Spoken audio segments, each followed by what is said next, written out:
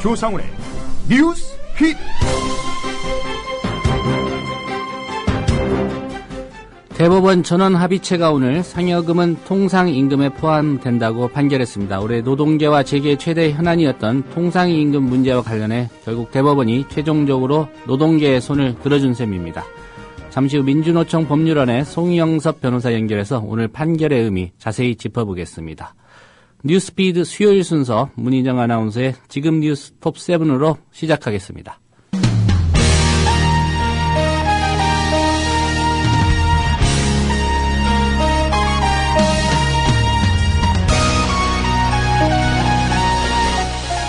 지금 시각 뉴스톱7입니다. 국회 국가정보원 개혁특위가 오늘 국정원 개혁 입법 방안을 논의했으나 국정원 활동에 대한 국회의 통제 문제를 놓고 여야가 충돌하면서 합의점을 찾지 못한 채 회의를 마쳤습니다. 특위는 여야 간사 협의를 거쳐 국정원 개혁 입법 방안 단일안을 만들기로 합의하고 내일 전체 회의에서 한 번 더 위원들의 의견을 수렴하고 23일까지 협의를 진행한 뒤 24일 전체 회의에서 단일한 의결을 시도할 계획이라고 밝혔습니다. 대선 개입 의혹을 받는 국군사이버사령부 심리전단의 활동이 청와대에 보고됐을 개연성이 있다는 의혹이 추가로 제기됐습니다. 사이버사령부 심리전단의 활동이 국방부 장관을 거쳐 청와대까지 보고됐다는 내용의 녹취록이 발견됐다는 일부 보도에 이어 추가 의혹이 제기됨에 따라 불법 활동의 윗선에 대한 논란이 확대될 전망입니다. 한편 김관진 국방장관은 국군사이버사령부 대선 개입 의혹 수사와 관련해 공정하고 철저하게 수사했고 수사의 독립성을 절대적으로 유지했기 때문에 객관적으로 발표가 이뤄질 것이라고 말했습니다. 국방부 조사본부는 내일 중간 수사 결과를 발표할 예정입니다. 황교안 법무장관은 철도노조 파업에 대해 명백한 불법이라며 철저한 법 집행 방침을 밝혔습니다. 황 장관은 국회 법제사법위원회 전체 회의에서 정부가 민영화하지 않겠다는 방침을 분명히 밝혔는데도 민영화로 몰고 가면서 잘못된 명분으로 파업하는 것은 명백하게 잘못됐다고 말했습니다. 정부는 일본 정부가 독도 영유권 문제를 명기한 국가안전보장 전략을 수립한 데 대해 주한 일본 대사관 관계자를 불러 엄중히 항의하고 삭제를 요구했습니다. 박준용 외교부 동북아 국장은 오늘 오전 쿠라이 타카시 주한 일본 대사관 총괄 공사를 불러 우리 정부의 항의 입장을 밝히고 이를 담은 구술서를 전달했습니다. 지금 시각 뉴스톱7이었습니다.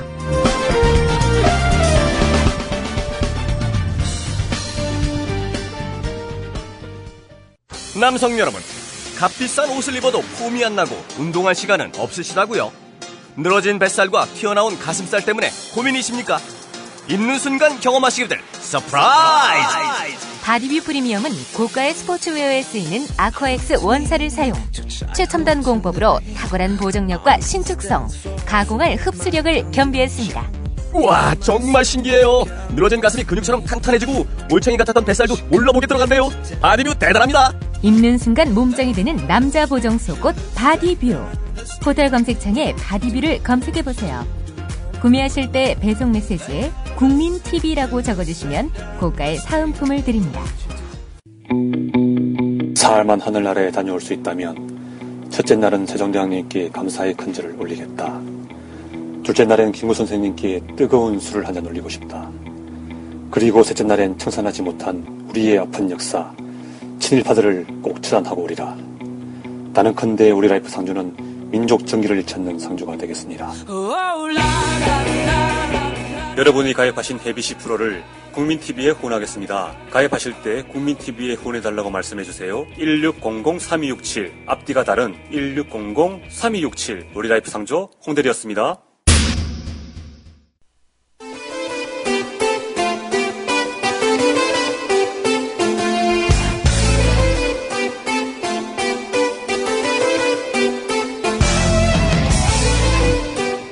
오늘 라면 한 큐이트입니다.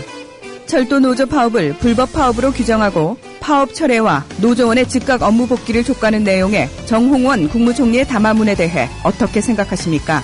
여러분 의견 주십시오.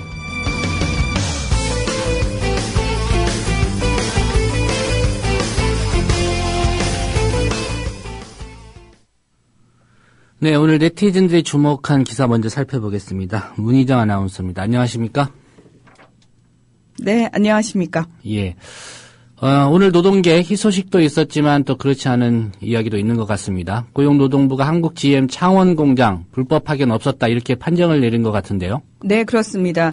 이 고용노동부 창원고용노동지청은 지난 2일부터 한국 GM 창원공장에 근로감독관들을 보내서 불법 파견 여부를 가리는 특별 근로감독을 했습니다.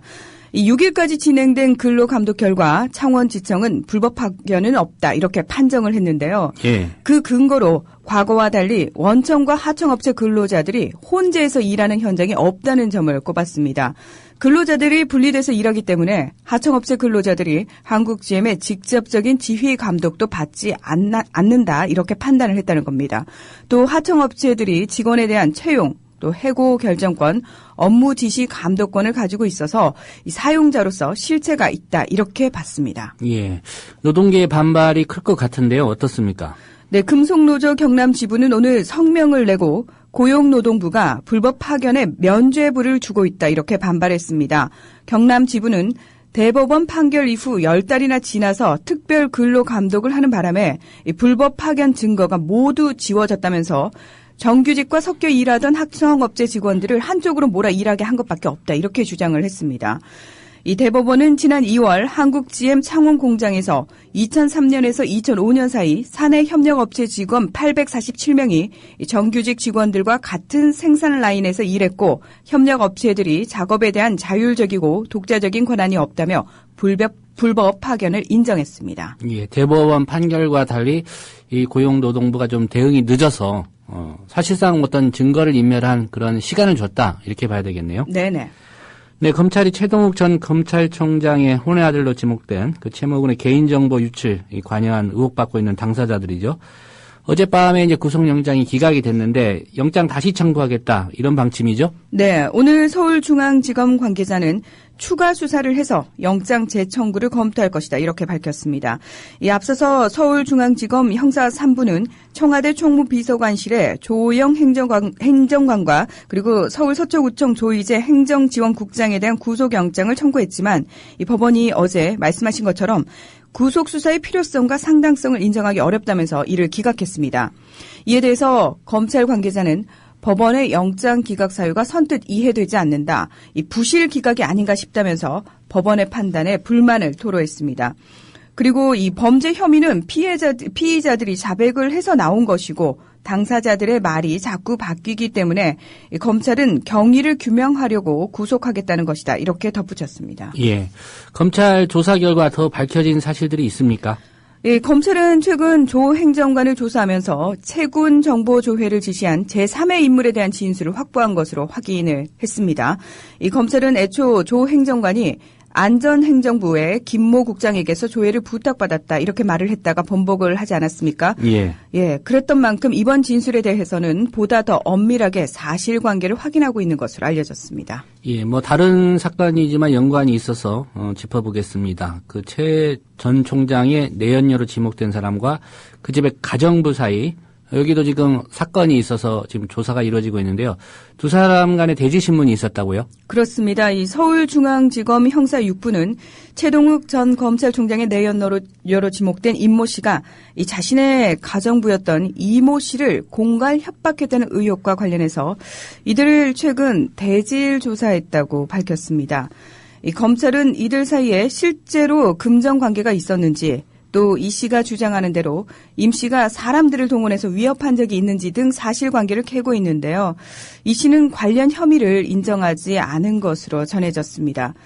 앞서 내연녀로 지목된 가정부였던 이 씨는 그 내연녀인 임 씨가 지난 5월 자신에게 빌린 돈 6,500만 원을 갚겠다고 해서 불러놓고 건장한 남성들을 데려 나와서 자신이 갖고 있던 차용증을 빼앗고 또 돈 문제를 더 이상 거론하지 않겠다는 내용의 각서를 쓰도록 강요했다면서 검찰에 진정을 냈습니다. 예. 예. 그리고 이 씨는 또 임 씨가 아들 최군과 최 전 총장의 존재에 대해 발설하지 말라는 각서도 쓰도록 강요했다고 주장했는데요. 이 검찰은 보완 수사를 통해서 조만간 임 씨에 대한 사법 처리 여부를 결정할 방침이다. 이렇게 밝혔습니다. 예, 일종의 협박을 했다. 이런 그렇죠. 얘기죠. 예. 예. 지난 대선 기간에 국정원의 트위터 활동, 현재까지 재판이 진행되고, 심각한 그런 상황인데요. 국토부도 이런 활동에 동참했다, 이런 얘기입니까? 네, 그렇습니다. 이 국토교통부에서도 공식 트위터 계정을 운영을 하고 있는데요. 이 한국 사회에서 불고 있는 안녕들 하십니까? 대자보 열풍을 정치단체 정쟁 도구로 폄하하거나 또 파업을 벌이고 있는 철도 노조를 철밥통 이렇게 일방적으로 매도하고 있는 것으로 나타났습니다. 이 국토부에 대한 홍보나 보도 관련 해명, 공지사항을 전달하고 알리는 기능에 머무르지 않고 사실 공공기관이 지켜야 할 선을 넘고 있다는 비판이 쏟아지고 있는데요. 국토부 트위터는 오늘 오전에 안녕들 하십니까? 라는 제목의 유튜브 동영상을 올렸습니다. 근데 이 내용을 좀 살펴보면요. 최연의 코레일 사장의 우리 국민들은 불법 파업으로 안녕하지 못합니다. 라는 멘트로 시작을 합니다. 그리고 시민들이 파업으로 인해 교통 불편을 호소하는 내용을 주로 편집을 했습니다. 동영상에서 한 시민은 시민들 누구나가 철도공사 직원들의 월급이 많다는 것을 인식하고 있는데 어떤 집단 이기주의에 의해서 자기들 밥그릇만 차리려는 자세로서 철도 파업을 한다는 것은 시민으로서 도저히 이해가 안 간다. 이렇게 말을 했고요. 이어서 파업을 통해 철밥통 챙기기가 가능했던 시절은 끝났다는 자막으로 끝이 납니다.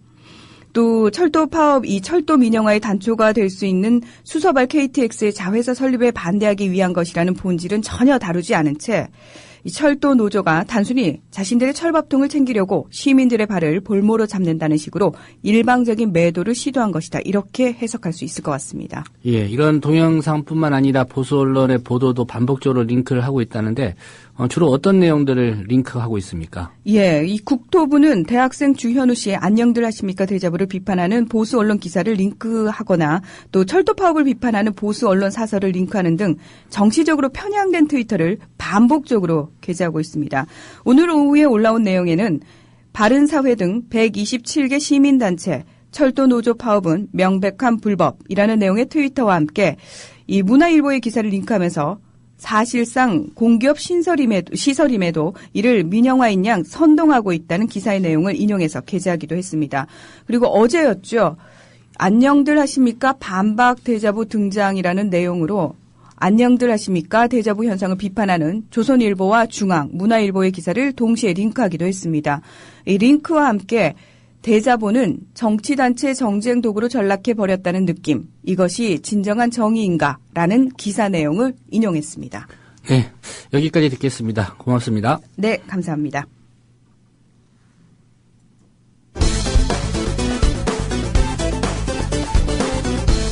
오늘 뉴스의 재구성은 파워블로거 IM피터님이 편집한 동영상에서 발췌했습니다. 제목은 조용기의 종말론.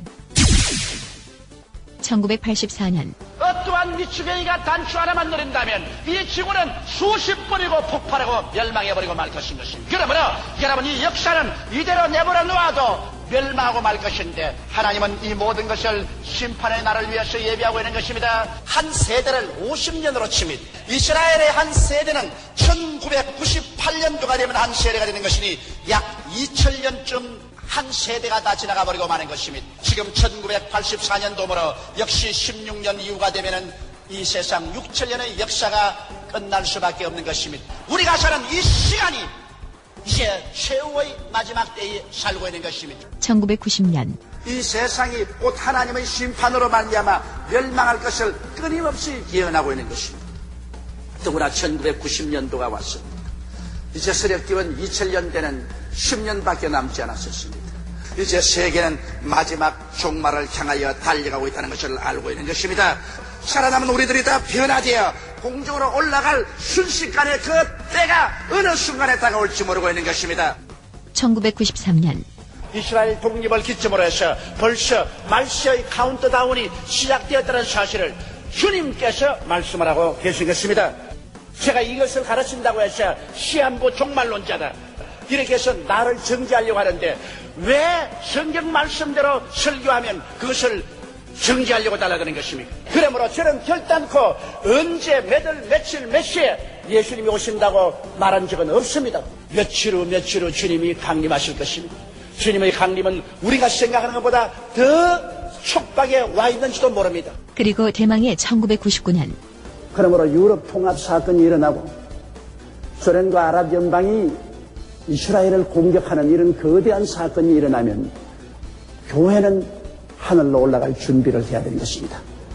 그 이후 7년 환란 이후에 아마겟돈 전쟁은 인류 최후의 종말 전쟁으로 끝이 나고 그리고 세상의 역사는 사라지고 하나님이 다스리는 천년왕국이 시작되는 것입니다. 하나님은 이제 얼마 있지 아니하여 예수 그리스도로 말미암아 역사를 심판하고 세상을 종말 지어버리고 마는 것입니다. 머리를 들어 하늘을 쳐다보십시오. 여러분과 내가 고향 갈 날이 가까워오게 되는 것입니다. 우리 다 같이 고개 숙여 기도드리겠습니다. 누가 먼저 종말을 맞을 것인가? 지구인가? 아니면 조영기 목사인가?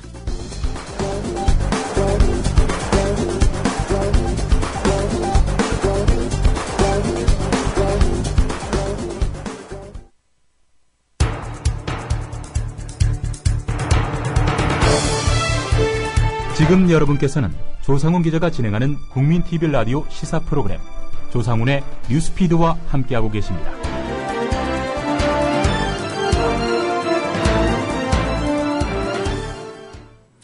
네, 정가로 가보겠습니다. 정가 이모주모 한국일보의 양정대 기자입니다. 양 기자님 안녕하십니까? 네, 안녕하세요. 예, 내일이면 어느새 18대 대선 1주년이 되는 날인데요. 오늘 새누리당 비주류 의원들 박근혜 대통령을 향해 좀 쓴소리를 쏟아낸 것 같은데 어떤 발언들이 나왔습니까? 예, 그렇습니다. 오늘은 새누리당 최고 중진 연석회의가 있었는데요. 이재호, 정몽준 의원 등이 박근혜 대통령과 또 박근혜 대통령 주변 인사들을 겨냥한 인적 쇄신까지 거론하고 나섰습니다. 이재호 의원은 뭐 다들 아시겠습니다만 친이계 좌장 뭐 이렇게 불리는 의원인데요. 오늘 박근혜 정부는 국민이 물었을 때 집권 1년간 잘했다고 할 게 과연 뭐가 있느냐 이렇게 직격탄을 날렸습니다. 예. 당정청 핵심 인사들에 대해서 인적 쇄신에 촉구하고 나섰는데요. 집권 1년을 평가해서 잘못된 게 있으면 고치고 자기에 비해서 본인 스스로가 가볍다고 생각하면 박근혜 정부의 성공을 위해서 물러나야 되는 것 아니냐 이런 얘기를 했고요. 예. 그러면서 국정원 댓글이나 또 대화록 논란, 이석기 사태, 장성택 처형 등 청와대나 국정원, 또 검찰 쪽에서 이렇게 만들어진 이슈에 당이 달려들기만 할 뿐 스스로 국민에게 희망을 보여주지는 못했다면서 이래놓고 우리가 과연 안정적인 집권 여당이라고 할 수 있느냐 이런 얘기를 했습니다. 그러면서 우리 내부도 뭔가 바뀌어야 된다면서 아무 변동도 없이 맨날 정쟁의 요인을 야당과 외부로만 돌려서는 안 된다. 이렇게 쓴소리를 뱉었습니다. 예. 실선의 정몽준 최고위원도 여론조사에서 지금 새누리당에 대한 지지도가 일정 수준을 유지한다고 해서 방심해서는 안 된다면서 국민들은 정치 불신의 책임을 결국 정권을 책임지고 있는 이 정부 여당에게 물을 것이다. 이렇게 주장을 했고요. 그러면서 지금 독일의 메르켈 총리가 3인당과의 연정을 성사 과정에서 17시간이나 마라톤 협상을 했다고 하죠. 또 메르켈 총리가 자신의 정치적 경쟁자를 이 국방부 장관에 기용을 하기도 했고요. 이런 부분들을 언급을 하면서 대통령제와 내각제의 차이가 있긴 하지만 우리 역시도 국민 통합을 위해서 노력해야 된다. 이런 주장을 했는데요. 예. 이 그간 이제 침묵해온 비주류 중진 의원들이 공개적으로 목소리를 내면서 물갈이까지 촉구를 하고 나서면서 이게 이제 좀 있으면 새해 밝으면 곧바로 당에서도 지방선거 공천전쟁이 시작이 될 텐데요. 이게 이제 개파 갈등으로 번지는 것 아니냐 이런 얘기들이 나오고 있는데 어쨌든 좀 전반적으로 지금 새누리당이 굉장히 무기력하다 이런 평가들이 많은데 오늘 이재호 의원이 그 인적 쇄신을 얘기한 거의 핵심은 사실상 지금 청와대에서는 김기춘 비서실장, 예. 당에서는 최경환 원내대표와 윤상현 원내수석부 대표, 또 홍문정 사무총장 이런 몇몇 친박 핵심 인사들이 사실상 지금 여권을 좌지우지하고 있다. 전국을 일방통행으로 몰아가고 있다. 이런 비판들이 굉장히 높은데 예. 그 부분들을 좀 이제 대놓고 비판하기 시작한 것 아니냐 이렇게 봐야 될 것 같습니다. 예. 여권을 좌지우지하고 있는 게 아니라 나라 전체를 지금 좌우하고 있는 것 같습니다. 네네. 네, 국정원 개혁특위 공청회 일정은 마무리됐고요. 오늘부터 네네. 본격적인 입법 논의 들어갈 것이다 했는데 예상했던 대로 그렇게 진도가 잘 나가는 것 같지는 않습니다. 예, 그렇습니다. 오늘 전체 회의가 있었는데요. 국정원 개혁 입법 방안을 전반적으로 좀 포괄적으로 논의를 했습니다. 그런데 이제 국정원 활동에 대해서 국회가 통제를 하는 문제, 이 문제를 놓고 여야가 충돌하면서 결국은 오늘은 아무 합의점도 찾지를 못한 상태인데요. 새누리당에서는 정보기관의 특성상 외부 간섭보다는 자체 통제, 스스로 통제하게 하는 게 바람직하다, 이런 입장이고요. 민주당은 정보위원회의 상임위화, 상설화 등을 통해서 국회 차원의 감시를 강화해야 된다, 이런 주장을 폈습니다. 예. 오늘 회의에서 새누리당 의원들은 국정원의 정치 개입 소지를 차단해야지만 이를 입법으로 해결할지, 그냥 자체 개혁에 맡길지는 더 논의가 필요하다, 이런 얘기를 했고요. 국회에서 일방적으로 간섭하는 건 선무당 사람 잡는 격이다, 이런 얘기를 했는데, 지금 국정원 개혁 특유의 입법 논의라는 게 사실은 정치 개입 소지를 차단하기 위해서 뭔가 법을 통해서 제도화하는 그런 방안을 위해서 입법 논의를 하고 있는 건데, 이 입법 논의를 할지 말지, 입법으로 통제하는 게 맞는지조차 아직은 정해진 게 없다, 이런 주장을 펴고 있는 겁니다. 예. 반면에 민주당 의원들은 국민의 혈세를 쓰는 기관이니만큼 당연히 국회 통제가 강화되는 게 맞다. 그리고 이제 국정원이 툭하면 비밀이라고 해서 사실상 기초적인 자료조차도 제공하지 않는 경우가 많은데, 그저께 한번 전해드렸습니다마는 장성택 처형 관련한 부분, 이런 것도 다 구두 보고를 했다는 것 아닙니까? 이렇게 정보의 상설화 등을 통해서 문민 통제가 좀 가능하게 이걸 제도화해야 한다, 이런 주장을 폈습니다. 오늘 또 한 가지 논란이 됐던 현안 중에 하나가요, 바로 내부 고발자 보호제도 관련한 건데요. 새누리당은 정보기관에 이 제도를 적용하는 게 바람직한지 그 자체의 의문을 제기한 반면에, 민주당은 정보기관 소속 직원들이 무작정 외부에 고소고발 제보하는 건 안 되겠지만 범위를 치밀하게 다듬는다면 입법이 가능하다, 이런 주장을 했습니다.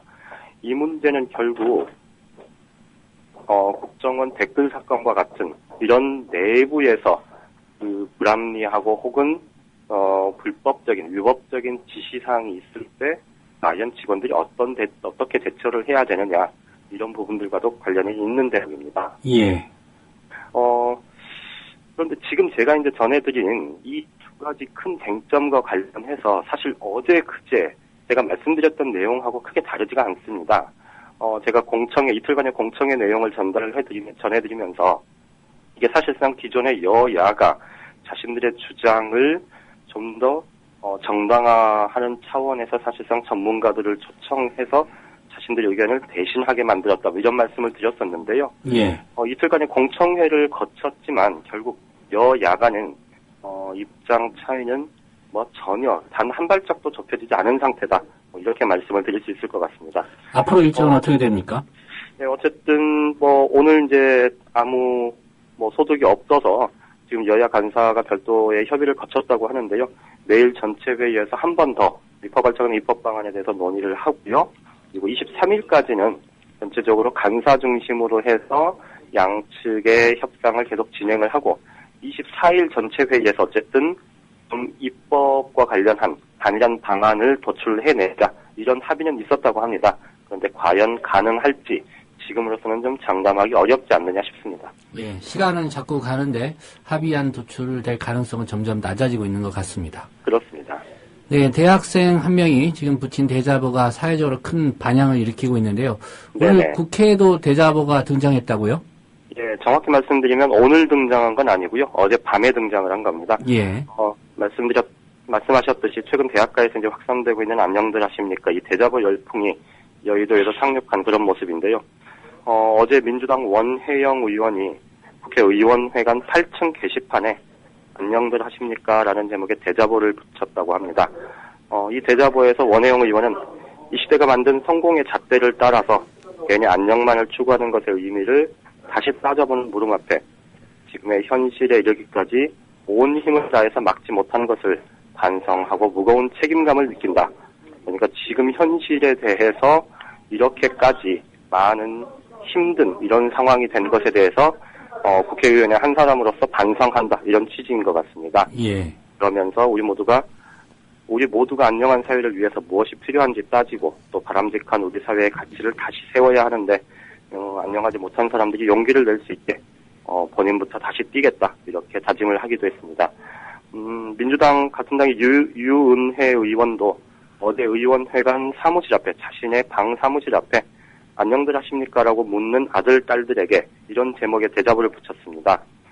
첫 마디가 이거였습니다. 미안합니다. 부끄럽습니다.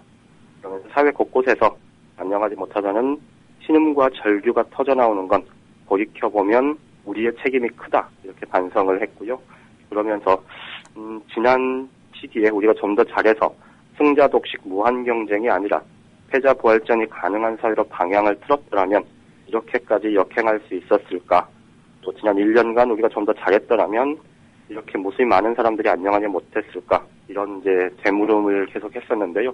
이게 결국은 뭐 최근 보도 보셔서 아시겠습니다만은 이 대학가에 안녕들 하십니까? 대자보 열풍에 대해서 새누리당에서는 팩트가 잘못됐느니 이게 뭔가 배후가 있느니 뭐 이런 얘기들이 나오는 반면에 민주당에서는 좀 자기 반성 목소리 이렇게 나오는 이 상황 자체도 굉장히 좀 대비되는 모습이긴 한데요. 어쨌든 의원들이 좀 이런 반성에 앞서서 좀 더 제 역할을 해줄 수 있는 그런 방안들을 좀 찾아봤으면 하는 그런 바람이 좀 있습니다. 예, 뭐 감성적인 반응도 좋지만은 뭐 실질적인 어떤 대안들을 좀 제시했으면 좋겠고요. 그렇습니다. 개인적으로는 가장 안녕하지 못한 사람 중에 박근혜 대통령이 포함이 돼 있지 않을까 이런 생각이 드는데 안녕하는 척하고 있는지 모르겠습니다. 군 사이버 사령부의 심리전 활동 이게 청와대에도 보고됐을 거라는 의혹이 지금 꾸준히 제기가 되고 있습니다. 네, 그렇습니다. 이 의혹들이 사실 예전부터 이게 개인의 일탈 행위로만 치부하기에는 너무 광범위하고 또 조직적으로 진행됐다는 그런 정황들이 굉장히 많이 드러나 있지 않았습니까? 네. 더더군다나 이게 국정원과 군사이버사령부, 또 새누리당 선대위, 심지어는 청와대 이렇게 연루됐을 거다, 연계돼 있을 거다 이런 의혹들이 꾸준히 제기가 됐는데요. 오늘은 죄송합니다. 오늘은 한 가지 좀 구체적인 팩트가 제시가 된 대목이 있습니다. 국회 국방위원회 소속 민주당 김광진 의원이 오늘 아침 한 라디오 방송 인터뷰에서 옥도경 사이버사령관의 컴퓨터를 압수수색하는 과정에서 청와대에 보고한 서류들이 나왔다. 이런 제보를 받았다는 겁니다. 그래서 지금 내일 국방부에서 지금 사이버사령부 대선 개입 의혹 사건과 관련해서 중간 수사 결과를 발표할 예정인데요. 내일 수사 결과 발표에 이 같은 내용이 포함되는지 주목을 하고 있다. 이런 얘기를 했습니다. 예. 김광진 의원의 얘기를 조금 더 소개를 하면요. 청와대에 날마다 보고를 했는지 여부, 이게 이제 쟁점이 될 사항이다. 이렇게 판단을 하고 있고요. 그러면서 사이버사령관이 청와대에 보고하는 것이 흔하지 않고 만약에 하더라도 지휘선상을 통해서 할 수밖에 없었을 텐데 이 보고 내용을 확인을 해보면 국방부 장관이 보고 체계에서 빠져 있었던 건지 아니면 다른 일탈 행위가 있었던 건지가 파악 가능할 거다. 이런 얘기를 했습니다. 이게 결국은 청와대를 중심으로 해서 이게 보고가 계속 청와대에 올라갔다는 거는 결국은 조직적이고 체계적으로 이 대선 개입이 이루어졌다는 것이고 이게 권력의 핵심에까지 연루가 돼 있을 가능성이 있다. 이제 이런 주장을 하는 거겠죠. 예. 오늘 김관진 국방부 장관이 이름은 좀 비슷하네요. 김관진 국방부 장관이 국회 출석한 자리에서 이 대목과 관련해서는 나도 보고를 받았는데 이게 북한의 사이버 동향을 일일 보고하는 수준이지 이 사이버 심리전단의 활동 보고는 아니다. 이렇게 이제 일단은 부인을 한 상태입니다. 그러니까 내일 보고 그 중간 수사 결과 발표 내용이 어떻게 나올지는 좀 지켜봐야 될 것 같은데요. 어쨌든 김관진 국방부 장관의 답변은 뭐 대체로 예상 가능한 그런 수준이었던 것 같고요. 어쨌든 김광진 의원은 본인의 제보 내용에 대해서 제보자가 굉장히 신빙성이 있다 이렇게 주장을 하고 있으니까 앞으로의 수사 결과 또 진행 상황 이런 것들을 좀 지켜보면 지금까지 갖가지 의혹으로 제기됐었던 부분들이 사실 정황상 또 수사 과정에서 일부 드러나고 사실로 확인된 부분이 꽤 있지 않습니까? 예. 이 대목이 어디까지 좀 확산이 될지 좀 지켜봐야 될 것 같습니다. 예. 민주당 김광진 의원 입장에서는 내일 중간 수사 결과 발표를 보고 뭔가 또 대응을 하거나 새로운 사실을 공개할 수도 있겠네요. 예, 그렇습니다. 지금 김광진 의원하고 그 같은 국방위 소속 진성준 의원 이 두 의원이 몇 가지 좀 팩트들을 확인을 해놓은 게 있다라고 진작부터 얘기를 해왔었거든요. 예. 어쨌든 내일 중간 수사 결과 발표가 나면 그걸 보고 그것과 관련해서 분명한 입장을 밝힐 가능성이 높아 보입니다. 네, 오늘 소식 고맙습니다. 예, 고맙습니다. 네, 정가 소식 한국일보의 양정대 기자였습니다.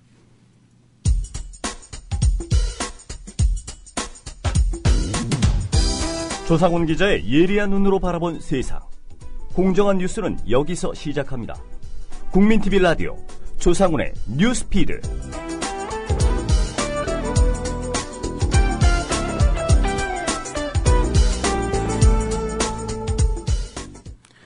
네, 인터뷰로 이어가겠습니다. 2010년 7월이었습니다. 294명의 갑을 오토텍 직원들이 사측을 상대로 제기한 임금 청구 소송으로 촉발이 됐었죠. 이 통상임금 범위에 관한 재판. 오늘 통상임금에 상여금도 포함된다. 대법원의 판결로 일단락이 됐습니다. 통상임금은 아시겠지만 이제 퇴직금, 연차휴가수당, 야간 근로수당 등의 이제 산정 기준이 되기 때문에 그동안 많은 논란이 됐었는데요. 오늘 대법원의 판결 어떤 의미를 가지고 있고 향후 그 재계나 또 노동계에 어떤 변화를 가져올지 자세히 좀 짚어보겠습니다. 이번 소송 담당했던 민주노총 법률원의 송영섭 변호사 지금 전화 연결돼 있습니다. 송 변호사님 안녕하십니까? 네, 안녕하세요. 예, 우선 우리 청취자들이 좀 이해하기 쉽게요. 오늘 대법원 판결 내용 간단히 좀 짚어주시죠. 예, 통상임금에 대해서 오늘 대법원 전원합의체 판결이 있었는데요. 통상임금은 근로기준법상 초과근로수당의 계산의 기준임금으로 작용을 하고 있습니다. 그래서 통상임금의 150%를 시간의 연장, 야간 근로에 대한 수당으로 지급하라고 근로기준법 56조에 규정을 하고 있는데요. 예. 이 통상임금의 정기상여금이나 아니면 각종 복리후생적인 급여가 포함되는지에 따라서 초과근로수당의 금액이 달라지는 문제가 있기 때문에 소송이 제기가 되었었습니다. 그래서 통상임금이 무엇인지 그 개념과 그리고 통상임금에 대한 판단 기준 그리고 정기상여금 그 이외에 명절 휴가비나 김장 보너스 등등이 이제 통상임금에 포함되는지에 대해서 오늘 대법원 전원합체 재판이 판결이 이루어졌습니다. 예. 오늘 판결의 사례가 자동차 부품회사인 갑을 오토텍, 이 노동자들이 이제 상여금이나 여름 휴가비 등을 통상임금에 포함시켜달라, 이렇게 사측을 상대로 낸 소송이었는데, 이 두 건에 대한 대법원의 최종 판단이었던 겁니까? 그렇습니다. 먼저, 정기상여금의 통상임금성이 문제가 한 사건에서는 됐었고요. 그리고 또 생산직 노동자들이 제기한 소송에서는 김장 보너스와 설이나 추석 때 지급된 상여금, 그리고 여름 휴가 때 지급된 여름 학예 휴가비, 선물비, 생일날 지급되는 생일자 지원금, 그리고 근로자들에 대해서 이제 보험이 되는데 단체 보험료, 그리고 개인연금 지원금 등등이 통상임금에 해당이 되느냐, 이게 문제가 됐습니다. 예.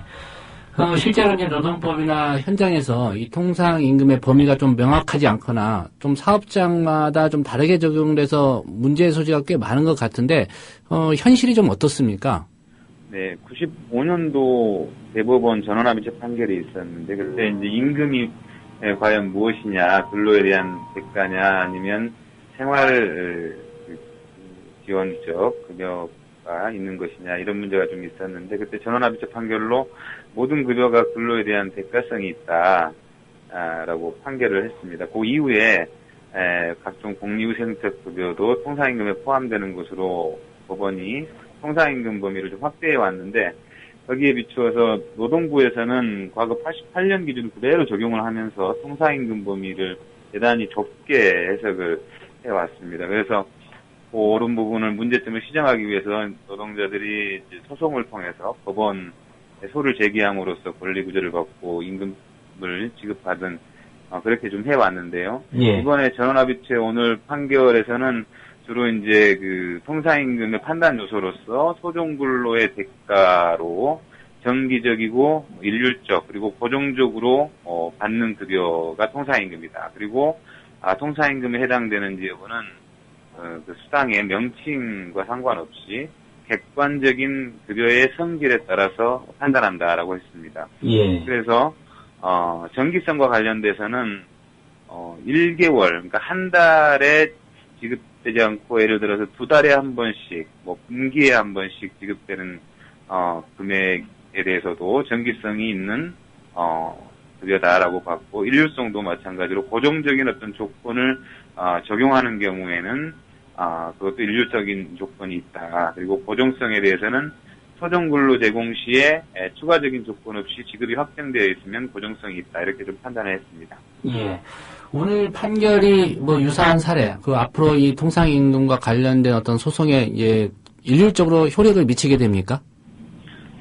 그렇죠. 전원합의체 판결은 모든 지금 진행 중인 사건 그리고 앞으로 진행될 사건에 영향을 미치게 됩니다. 그래서 정기상여금에 대해서는 대법원에서 명확하게 통상임금에 해당된다. 정기적이고 고정적이고 일률적인 근로에 대한 대가다라고 오늘 판결을 하였습니다. 다만 노사가 과거에 포함 안 되는 걸로 전제를 하고 노사 합의를 해왔고 그것이 노동관행으로 정착이 돼 왔는데 지금에 와서 통상임금성을 주장하면서 초과근로수당을 청구를 하는 경우에 그로 인해서 사용자가 부담해야 될 경제적 부담이 너무 크다. 중대한 경영상의 어려움이 초래될 정도의 과도한 재정적인 부담을 지게 되는 경우에는 그런 경우에 한해서는 신의칙에 위반돼서 그러한 청구를 할 수 없다라는 판결을 하였는데요. 이 부분은 일단 근로기준법에서 정하고 있는 최저 이 근로조건성이라고 하는 것을 일반 민법의 원칙인 실효성실의 원칙을 가지고 와서 제약하는 것이기 때문에 좀 문제가 있는 것으로 생각이 됩니다. 그리고 복리후생급여의 경우에도 선물비나 명절 휴가비나 학예 휴가비라 할지라도 급여에 상관없이 다 임금성을 인정을 하였습니다.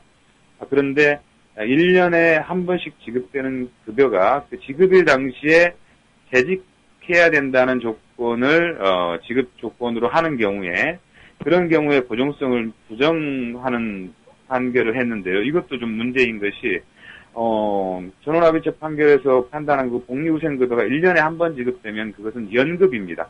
그러니까 시간에 따라 지급되면 시급이고 월 단위로 지급되면 월급인 것이고 1년에 한 번 지급되는 것은 연급인데 연급의 지급 조건을 어떻게 했는지와 무관하게 그래서 꼭 소정 근로 시간에 대한 정확한 정비대의 관계에 있지 않는다 하더라도 그것은 바로 연애 근로한 것에 대한 소정 근로에 대한 대가성이 있는 거거든요. 그럼에도 불구하고 지급일 당시 재직한 자에 한해서만 지급된다는 것이 조건이 있는 경우에는 고정성을 부정을 해서 통상임금이 아니다라고 판시를 했는데 그 부분도 문제가 있다라고 생각이 됩니다. 예. 오늘 대법원 판결 전에 일단 통상임금 문제와 관련돼서 오늘 판결과 좀 다른 내용으로 결정이 나버린 사건에 대해서 이거 소급 적용이 혹시 됩니까? 판결 이번 전원합의체 판결이 이제 앞으로 지금 진행되고 있는 사건과 그리고 앞으로 진행될 사건에 대해서는 이제 적용이 되는데 이미 판결된 사건의 경우에는 아마 소멸시효 문제가 있기 때문에 임금 체불임금 소멸시효 기간이 3년입니다. 그래서 소멸시효 문제가 있기 때문에 아마 그 부분은 좀 걸릴 것으로 생각이 됩니다. 그 소멸시효를 경과하지 않았다면 좀 다퉈볼 여지는 있겠군요. 네, 그 부분은 조금 더 검토가 필요할 것 같습니다. 상당히 뭐 오늘 판결에 대해서 뭐 당연히 노동계는 대체로 좀 환영한다는 입장인 것 같은데요. 경청이나 그 재계 반응 뭐 직접 들어보진 않았습니다만 변호사님께서 보시기에 뭐 재계나 노동계에 그 어떤 입장 보일 것 같습니까? 특히 재계가 좀 궁금한데 예상하시기에. 일단 통상임금에 포함된다라는 판단에 대해서는 재계에서는 반대 의견을 계속 제출해 왔으니까요. 뭐 그 부분은 좀 그렇게 볼 것 같은데 문제는 노동계에서도 결국은 이 문제가 이제 신의칙 문제를 가지고 와서 과거의 임금 청구권에 대해서 주장하는 것이 허용되지 않을 수 있는 그런 여지를 남겨놨다는 점에서 문제가 상당히 있다고 생각이 됩니다. 왜냐하면 통상임금 문제는 결국에는 초과근로에 대한 대가 계산의 문제이기 때문에 앞으로 초과근로를 하지 않고 근무체계 변경해서 근로기준법이 정하고 있는 주 40시간제를 제대로 지키면은 문제가 없거든요. 통상임금이 얼마가 되든지 간에.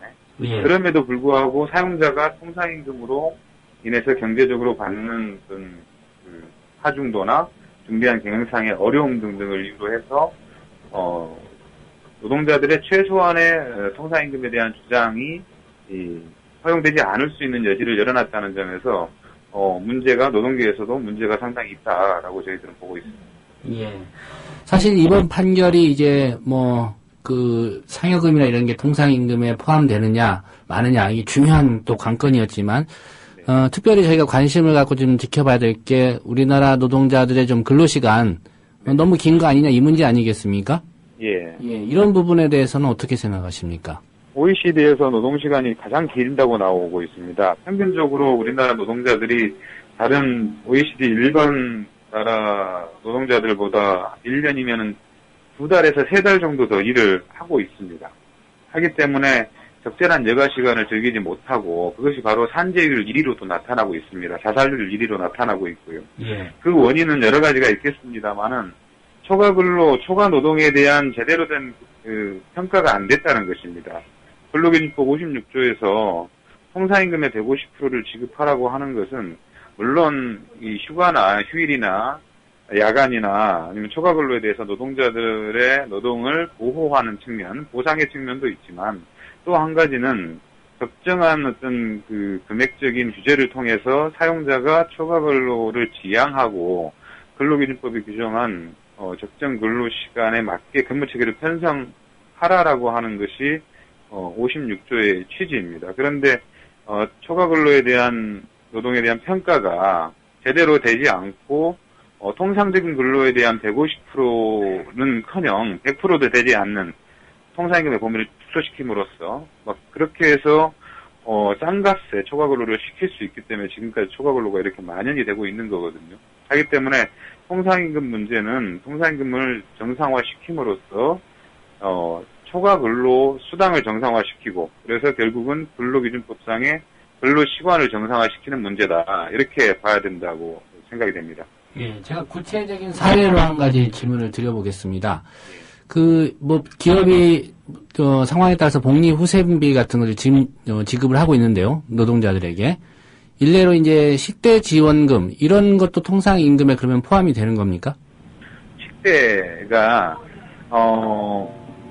현물로 지급되건 내지는 일정 금액으로 지급되건 예. 모든 노동자들에게 일률적으로 지급이 된다. 그래서 식당이 있는 공장 사업장의 경우에는 식당에서 현물로 지급받고 그렇지 않고 각 공장에 따라서는 식당이 없는 경우에는 식비 보조비로 해서 그럼 얼마가 지급된다라고 하면 일률적으로 지급되는 금액에 한해서는 명칭과 상관없이 그건 소정근로에 대한 대가로서 지급되는 거기 때문에 통상임금에 해당이 됩니다. 예, 통상임금에 포함이 된다는 말씀이었고요. 그렇습니다. 예, 이번 판결에도 불구하고 통상임금 체계라든가 특히 이제 노동자들의 어떤 임금 체계와 관련해서 특별히 좀 더 개선이 필요한 부분이 어딘지 그 대목을 좀 마지막으로 좀 짚어주시죠.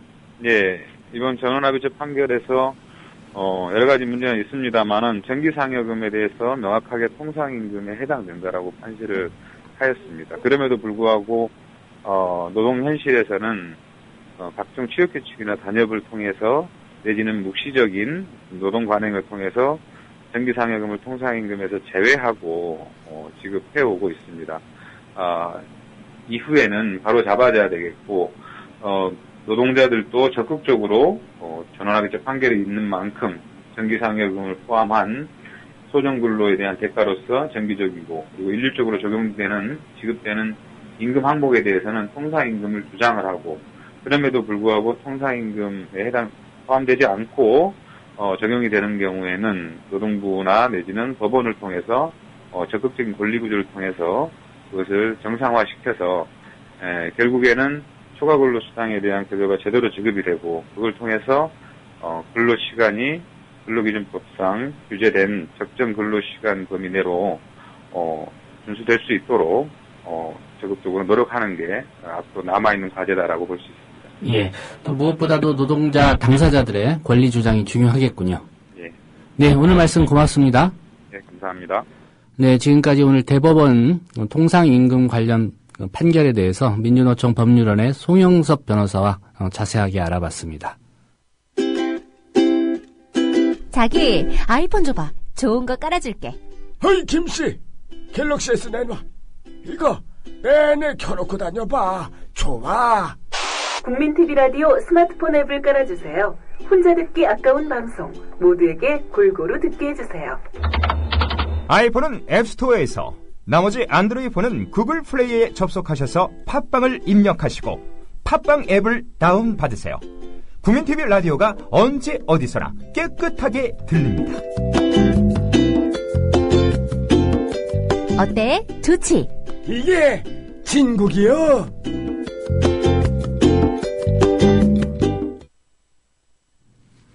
네, 시간 관계상 오늘 라면 앙케이트는 좀 생략을 하겠습니다. 양해 부탁드리고요. 마지막 코너로 경제 소식 알아보겠습니다. 김광수 경제연구소의 길경식 이사십니다. 안녕하십니까? 네, 안녕하세요. 예, 어느새 연말 소득공제 준비해야 되는 시즌이 다가왔습니다. 예. 지난해하고 비교해서 바뀐 점이 많다는 뉴스가 있는데요. 어떤 것들입니까, 대체적으로? 일단 좀 많이 바뀌고 좀 복잡해져서요. 좀 꼼꼼히 준비하셔야 될 것 같습니다. 먼저 현금 영수증 소득공제율이 20%에서 30%로 확대된 반면에 신용카드 같은 경우에는 의 소득공제율이 20%에서 15%로 축소가 됐습니다. 예. 이제 공제 한도 같은 경우에는 총 300만 원에다가 전통시장에서 사용한 신용카드 액수 100만 원, 또 대중교통 이용분 그 액수 추가 100만 원으로 해서 한도가 이제 최고 500만 원으로 좀 증액된 부분이 있고요. 그 다음에 주택 월세에 대한 소득공제도 기존의 40%에서 50%로 확대가 됐습니다. 따라서 만약 연간 월세를 500만 원 내시는 분이라고 하면 그중에 절반인 250만 원에 대해서 소득공제를 받으실 수가 있으시고요. 예. 전에는 아파트만 이게 가능했었는데 이제 국민주택 규모의 주거용 오피스텔 월세의 경우에도 소득공제에 추가가 되었습니다. 다만 이게 법 통과가 이제 8월 이후에 되다 보니까 8월 13일 이후에는 월세부터 공제를 받으실 수 있고요. 근데 이 월세 소득공제 같은 경우에는 본인이 이제 월세를 낸다라고 해서 모두 받을 수 있는 것은 아니고요. 일단은 무주택자이어야 하고 연간 총 급여 금액이 5천만 원 이하여야 하고 또 월세를 내고 있는 집의 규모가 국민주택 규모 이하, 그러니까 전용 면적이 85제곱미터 이하여야지만 공제를 받을 수 있습니다. 예. 그리고 교육비 관련한 소득공제 이제 대상이 좀 확대가 됐는데요. 이전에는 초, 중, 고등학생의 급식비와 또 방과후학교 수업료만 소득공제 항목에 해당이 됐었는데 이번에는 그 대상이 조금 넓어져서 어린이집이나 유치원, 그 취학 전 아동들이 가는 학원이나 체육시설 등의 급식비까지 공제 대상으로 확대가 되었고 이런 시설들의 방과후 수업료라든지 특별 활동비까지도 소득공제 항목에 들어가게 되었습니다. 또 학교에서 일괄 구입하는 교재비에 대해서도 소득공제가 가능하고 개별적으로 구매를 했다고 하더라도 학교장에 확인을 받은 경우에는 이 교재 구입비 그 소득공제 항목에 들어갈 수 있다라고 합니다. 그 다음에 좀 바뀌어진 사항이 한부모 소득공제라는 것이 생겼는데요. 이전에는 싱글맘 공제라고 해서 부자녀 공제가 50만 원까지 됐었습니다. 그런데 이게 그 배우자가 없고 20세 이하 자녀가 있는 싱글맘 직장 여성과 싱글레디 직장 남성 모두에게 100만 원씩 이제 추가로 공제를 받을 수 있도록 이번에 새롭게 신설이 되었고요. 예. 이번에 소득세에는 이제 소득공제 종합한도라는 것이 생겼습니다. 이전에는 소득공제를 한도 없이 조건만 맞으면 무한정 받을 수 있었는데 이번에는 공제 한도가 이제 2,500만 원으로 설정이 되어서 그 이상은 받을 수 없게 되었습니다. 물론 그 소득공제를 받는 모든 금액이 여기 합계에 들어가는 것은 아니고요. 이 한도에 잡혀지는 항목과 또 제외된 항목이 나누어져 있는데 그 4대 보험료 이외의 보험료, 의료비, 교육비, 주택자금, 지정기부금, 청약저축, 또 여러 출자금, 신용카드 등의 사용 금액이 이 그 종합한도 2,500에 들어가는 계산되는 금액이고 제외되는 항목은 뭐 장애인 관련 보험료라든지 의료비, 특수교육비, 또 근로소득공제, 인적공제, 4대 보험료, 또 연금저축, 법정기부금 등은 이 종합한도 안에 들어가지 않습니다. 그 다음에 또 좀 특별한 사항들이 있는 것이 중고생 자녀가 있는 경우에는 교복 구입비에 대해서도 자녀 1인당 50만 원까지 소득공제를 받을 수 있다라고 합니다. 예. 그리고 중소기업 기본법에 따라서 중소기업에 지난해 1월부터 올해 연말까지 취업한 청년 15세에서 29세 사이의 청년 같은 경우에는 취업일로부터 3년이 되는 달까지 소득세 전액을 감면받게 된다고 합니다. 또 한 가지는 이 부분에 조금 공무원들이 꼼꼼하다라고 느꼈는데 지방 이전 공공기관 종사자의 이주수당 비과세를 신설했다라고 합니다. 그 국가균형발전특별법에 따라서 이전하는 공공기관의 공무원이나 직원에게 월 20만 원 이내에서 이주수당을 그 비과세로 한다고 합니다. 예. 또 국세청에서는 내년 초 이제 그 근로소득자들이 환급 받는 액수가 올해보다는 좀 줄어들 것으로 보인다라고 이야기를 했는데요. 그 이유에 대해서는 그 매달 떼어가는 그 봉급에서 떼가는 원천징수 금액이 평균적으로 한 10% 정도 줄어들었다고 합니다. 그러니까 덜 가져가고 덜 돌려주는 그 방식으로 이제 바꿔가고 있어서 그렇게 됐다라고 하고, 또 신용카드 공제율 같은 경우에도 20%에서 15%로 축소되기 때문이라고 말을 했는데요. 어쨌든 다들 내년에 그 소득공제 받으시기 전에 미리 좀 마음의 준비는 하셔야 될 것 같다는 생각이 좀 들었습니다. 예, 대체로 이제 딴 주머니 차는 그런 직장인들이 많은데 그 부분도 좀 고려를 해야 될 것 같고요. 또 이렇게 환급 받지 못하고 일부러 또 돈을 더 내야 되는 사람도 있지 않습니까? 그렇죠. 아마 더 많아질 겁니다. 이번에 특히 이제 좀 덜 걷어갔기 때문에 덜 받는 사람이 많은 만큼 또 토해내야 되는 금액도 늘어나지 않을까 하는 생각이 좀 듭니다. 예. 특히 이제 1인 가구 구성하고 있는 분들이 그런 사례가 좀 많은 것 같더라고요. 그렇죠. 네. 예. 네, 미국에서 열리는 연방공개시장위원회 오늘부터 시작이 된다고 하는데요. 이미 시장에서는 뭐 출구 전략이 올해 시행되기는 힘들 것 같다, 이런 예상들 많이 하고 있는 것 같습니다. 전망이 어떻습니까? 일단 경제뉴스에서도 몇 번 말씀은 드렸는데요. 아무래도 여러 가지 여건상 올해보다는 내년 봄 정도에 그 미국 FRB의 출구 전략이 시작될 가능성이 높지 않을까 예상이 되고 있습니다. 근데 이제 얼마 전에 그 공화당과 민주당이 내년과 내후년 예산안에 대해서 이제 합의를 전격적으로 이루어내면서 연내에 출구 전략이 시행되지 않을까라는 가능성을 또 점치기도 했는데요. 그럼에도 불구하고 여전히 내년도에 출구 전략을 시행할 것이라는 예측이 여전히 많은 상황입니다. 예. 주가는 이제 며칠 계속 좀 상승세를 보이다가 FOMC가 이제 시작되면서 소폭 하락하는 모습을 보였습니다. 그런데 이제 며칠 전에 미국 제조업 관련 지표들이 좀 굉장히 좋게 나와서 한동안 미국 주가가 좀 상승하는 모습을 보였는데, 일단 미국의 산업 생산이 상승세가 이제 계속 이어지면서 1년 만에 최대 증가폭을 기록했다라고 하고요. 11월에 산업 생산이 전월보다 1% 이상 늘어났다라고 합니다. 또 미국의 노동 생산성, 3분기의 노동 생산성 같은 경우에도 전분기 대비 3%가량 올라서 2009년도 이후에 이제 최대 상승폭으로 올랐다라고 이야기를 하고 있는데요. 제가 며칠 전에도 간단히 말씀드렸는데, 미국 같은 경우에는 금융위기 이후에 선진국 가운데서도 지금 가장 빠른 산업의 구조조정을 보이고 있는 국가입니다. 그러다 보니까 기존에 좀 부실화되었던 산업 부분들이 임금이라든지 여러 가지로 좀 구조조정을 이제 거의 끝마치고 나서 다시 이제 새살이 돋아나는, 그러니까 새로운 고용이라든지 새로운 산업 이런 것들이 좀 생겨나고 있는 상황으로 보여집니다. 물론 그렇다고 해도 아직 이 민간의 성장 동력이 완전히 회복되었다고는 좀 보기 이른 면이 있는데요. 그렇기 때문에 그 FRB에서도 이 출구 전략 실시 시기를 계속해서 고민하고 있는 것이고, 만약 본격적으로 출구 전략을 실시하게 된다라고 하면 미국의 이제 그 역사적인 사례를 돌이켜봐도 주가 지수라든지 여러 가지 GDP 성장률이라든지 경제가 좀 주춤할 수밖에 없을 것으로 보여집니다. 예. 우리나라 금융당국도 FOMC 결과 지금 촉각을 곤두세우고 지켜보고 있는 입장인데요. 결과에 따라서 정부가 어떤 대응을 할 수 있습니까? 일단 정부에서는 이 연내 테이퍼링 실시가 출구 전략을 실시하는 것에 대해서는 조금 이제 할 수도 있다라는 가능성이 있다라는 그 보도가 나오면서 조금 긴장감이 높아지고는 있지만, 아직까지는 연준이 이 시장에 충격을 줄 만한 그런 어떤 급격한 조치는 하지 않을 것이다라고 내다보고 있는 것 같습니다. 예. 그렇다 보니까 국내 시장에도 이게 그렇게 큰 영향은 없을 것으로 보고 있고, 만약에 상황이 발생한 가능성까지 염두에 두고 있다라고는 하는데요. 금융당국은 일단 내일 새벽에 FOMC 결과가 나오고 이에 대한 뉴욕 증시에 대한 좀 반응을 보고 나서 우리나라에서 어떻게 대응할지 그 수위를 좀 정할 방침이라고 합니다. 그러면서 이제 금융당국이 전에는 한 번도 하지 않았던 그 현재 상황에 대한 분석을 내놓았는데요.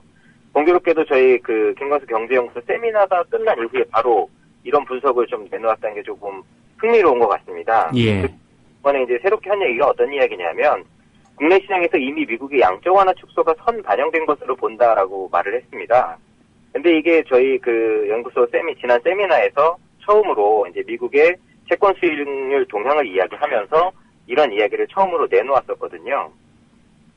어쨌든 그 이후에 금융당국도 이러한 관점에서 좀 국내 시장을 분석하고 있는 것 같습니다. 그러면서 외국인의 국내 채권 투자가 8월부터 2조 원 가량 빠져나갔고 주식 투자 같은 경우에도 이제 그 11월부터 매도세로 전환되면서 전체적으로 봤을 때 그 외국인 투자의 금액이 25조 원에서 올해 이제 7조 4천억 원까지 크게 줄어들어서 만약에 테이퍼링이나 여러 가지 조치가 발생한다라고 해도 그 급격하게 자본이 빠져나가는 그런 상황은 좀 적을 것으로 금융당국은 판단하고 있다라고 이야기를 했습니다. 예. 일단 급격한 외국 자본의 유출 가능성은 적다. 이런 게 우리 금융당국의 판단인데, 네. 결론은 시장에서, 내줄 것 같습니다. 네. 오늘 말씀 고맙습니다. 네. 감사합니다. 네. 경제 소식 김광수 경제연구소의 길경식 기사였습니다. 네. 오늘 순서는 여기서 마치겠습니다. 여러분 들어주셔서 감사하고요. 내일 오후 6시에 다시 오겠습니다.